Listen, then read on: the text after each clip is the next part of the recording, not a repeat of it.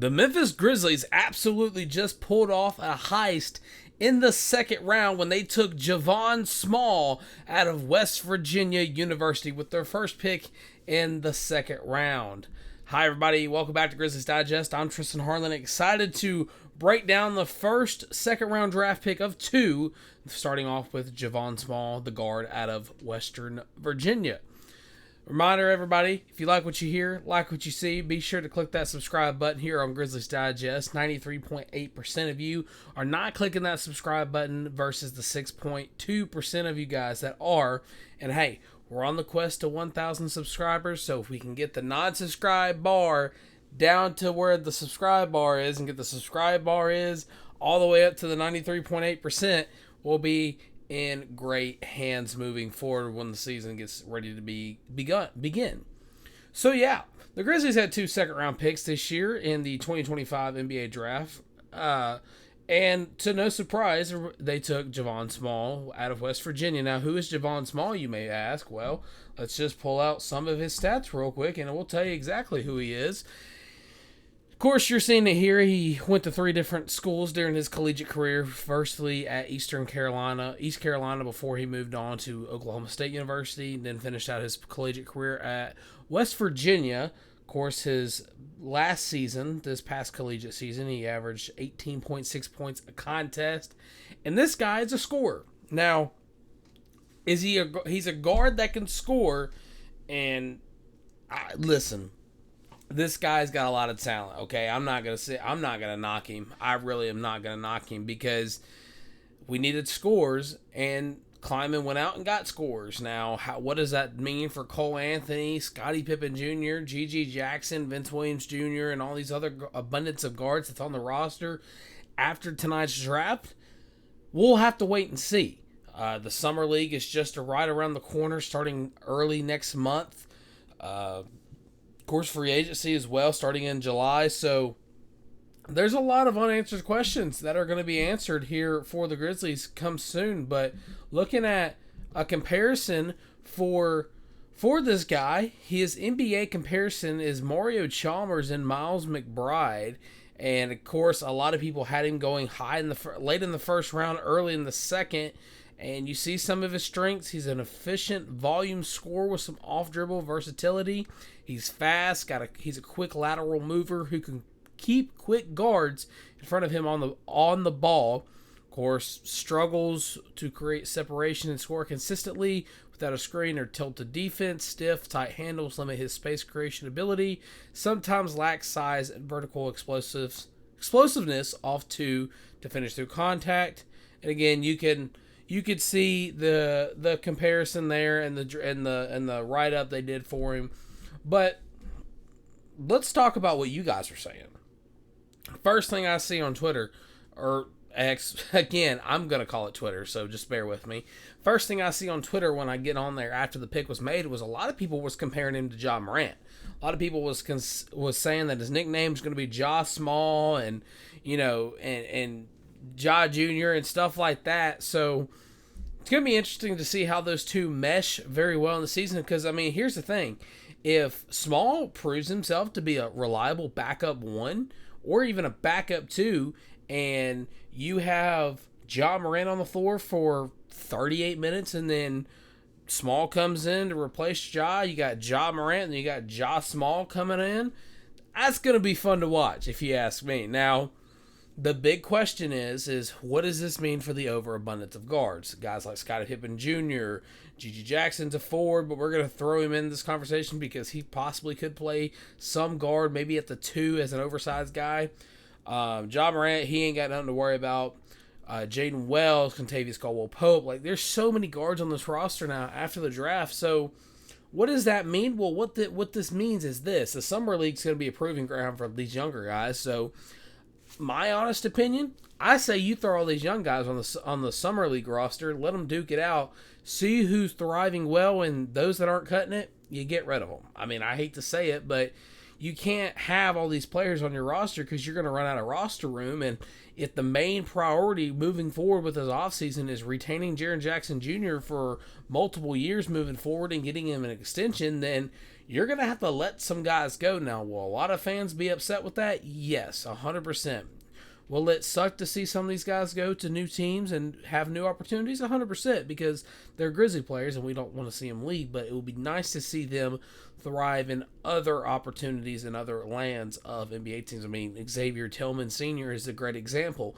He got sent to Boston, and I believe he won a championship with Boston, not this current season, but season last when Boston won it and Jason Tatum had his moment. You guys know what I'm talking about. If you don't, I'm sure you guys can find it on YouTube if you're just that curious. But here's the thing about the Grizzlies is they will never let a player leave unless they truly feel that they're going to a better situation. Now, the old owner and old general manager and stuff like that, no. I mean, they let Tony Allen go to the Pelicans, and Tony Allen wasn't in the league much longer. I mean, they let Zach Randolph go to the Kings, and Zach Randolph wasn't in the league much longer. And they coincidentally came back to Memphis to live, not play, but they lived, and they're still doing stuff with the team. But anyways, back to the main point. If you're going to get rid of some of these guys, then where do they go? In what capacity can they offer? Well, here's the biggest thing is the Grizzlies got a guard by the name of Cole Anthony. I don't know if you guys remember this guy, but he played in Orlando, came to the Grizzlies via the Desmond Bane trade, and he may never see a minute on the floor as a Memphis Grizzly. He may not even make it to the media day photo shoot in a Grizzlies uniform.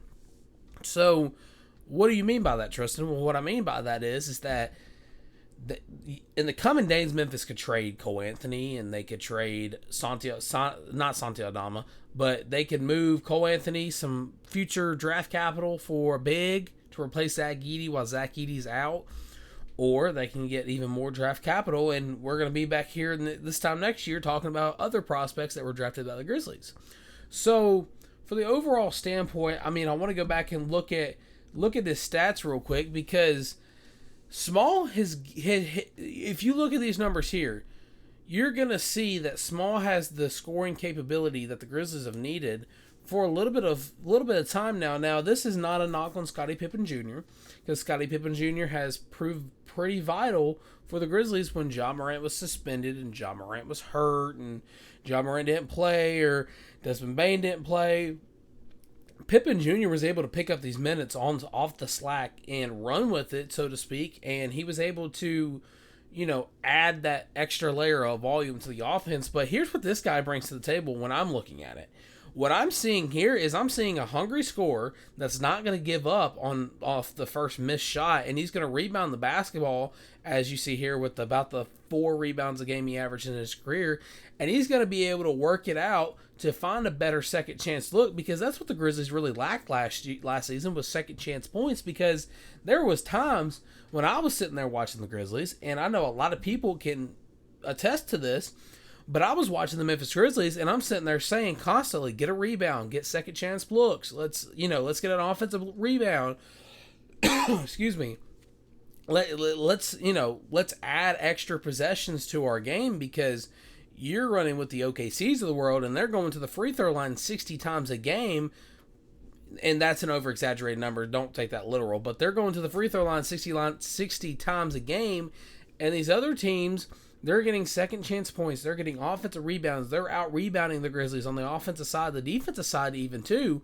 So you get a guy like Small who's going to come in, get these second chance looks, set your guys up for success at the one position.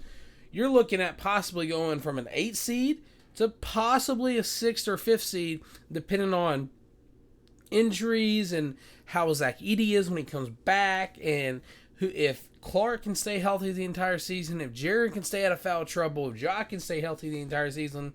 But the overall aspect of this, and what this means for the future of the Grizzlies, is this, in my opinion. Now, I'm going to say my opinion because I cannot tell you for 100% certain that this is going to happen. This is my projection. It is not a spoiler. It is not a for certainty. It is a mere prediction, or projection, some may say. Cole Anthony gets traded. Okay, Cole Anthony, great guard, but he doesn't fit on the Grizzlies roster right now. G.G. Jackson, he's going to stay around. Vince Williams Jr., he's going to be traded or moved in some aspect. He may not. He may just get cut. But he'll probably get traded. Santi, he'll probably come back for 2 years. Then they'll look to move him at the deadline if he's not playing to the level that the Grizzlies want him to play at. But the big question mark is these rookies. Cedric Coward, Javon Small, Maduk. I think I'm hoping I'm saying his name right, but he's the guy we just got out of Tennessee with the last pick of the draft. If I'm not saying his name right, I apologize, and we'll get into him more next video. But these rookies are going to come in and they're going to fight for a spot. These rookies are not going to lay over lightly. This was a fantastic draft class for the Memphis Grizzlies. Now, this wasn't no lackluster Chris Wallace Memphis Grizzlies draft class. This is a very hungry, healthy, established core of guys that could very easily take over maybe a couple starting jobs on other teams in the league. Not going to take over the one of the four with the Grizzlies because John Jaren, the cornerstone of the franchise. But these guys, once they get used to how the league's tempo is and everything, because the college basketball tempo and the NBA tempo, in my opinion, are two separate things. But once these guys get accustomed to that, these guys are going to be really good and they're going to be dogs. And, you know, I'm hoping I'm right on this because especially with Javon Small and Cedric Coward, these guys are looking like bona fide stars. You give it 5 years, when some of these guys are not on the roster no more, you got two starters right there in some capacity. Now, Small probably at the 2, Cedric at the 3, Jared at the 4, Edie at the 5. That's kind of some of the things that are going on in my head right now. And not even to mention the young guy like Jaden Wells we still have on the roster. G.G. Jackson is still on the roster. Those two guys. Now, again, I'm not telling you who's going to start and who's going to sit on the bench because I don't know yet. But this core that the Grizzlies are putting together, ladies and gentlemen, we're talking 5 years off into the future. In 5 years, when these guys are potential, all their potential's up, and John Jaren are really established veterans in the league, we're talking about a team that could be very dangerous, and we're not even in the free agency yet. The Grizzlies haven't even made a big splash in free agency yet and signed a big name for a decent chunk of money, or re-signed Jaren Jackson to an extension, or re-signed Ja Morant to an extension. This is all just speculation right now.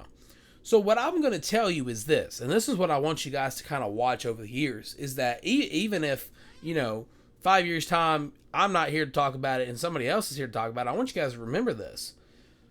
Javon Small, Cedric Hawkins, that's a running back for Arkansas State, but Cedric Cowherd, those two guys are going to be stars in the NBA. To what capacity?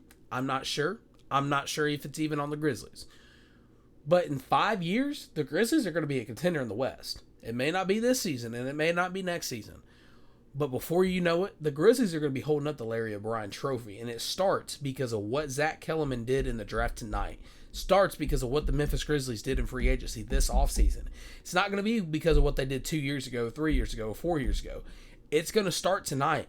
And so help me God, as God is my witness, the three people that are going to lead that brigade into the next steps of the Grizzlies becoming the first-time NBA champions, it's going to be Ja Morant, it's going to be Jaren Jackson Jr., and if it's not Javon Small, it's going to be Cedric Coward. But Small, he ain't going to go lightly. He's going to be right there beside him, carrying the load when Ja Morant slacks off, because let me tell you, if there's anything I know about this draft class for the Grizzlies, it's an A++++. 3 A+. Now, I wasn't that good in school, so I didn't get that grade. But you understand the aspect of it. But anyways, guys, I think that's going to do it for this episode of Grizzlies Digest. Next time I come to you guys, I will be going over the other draft prospect the Grizzlies got with the last pick in the NBA draft. So stick around for that. Again, I'm Tristan Harlow. I want to remind everybody that 93.8% of you guys are not subscribed versus the 62% that are. So if you like what you hear, like what you see, enjoy talking about the Memphis Grizzlies, make sure you're clicking that subscribe button. Make sure you're sharing the videos with your friends, your families, your animals, your grandparents, your great-grandparents, if they're still around, your aunts, your uncles, everybody that loves the Memphis Grizzlies. Make sure you're clicking that subscribe button. I'm talking about on Facebook, Instagram, YouTube, Twitter, MySpace, LinkedIn, all of them. Share it everywhere. Share it, even if you're at a family reunion cookout. Make sure you got Grizzlies Digest. Subscribe to Grizzlies Digest, and you got Grizzlies Digest on the TV while you guys are eating, so you guys can hear about the Memphis Grizzlies. But anyways, guys, I want to thank you all for tuning in to this episode of Grizzlies Digest. Once again, I'm Tristan Harlan saying so long and goodbye. I'll be back before you know it, so just stick around and make sure to click that subscribe button. See you guys.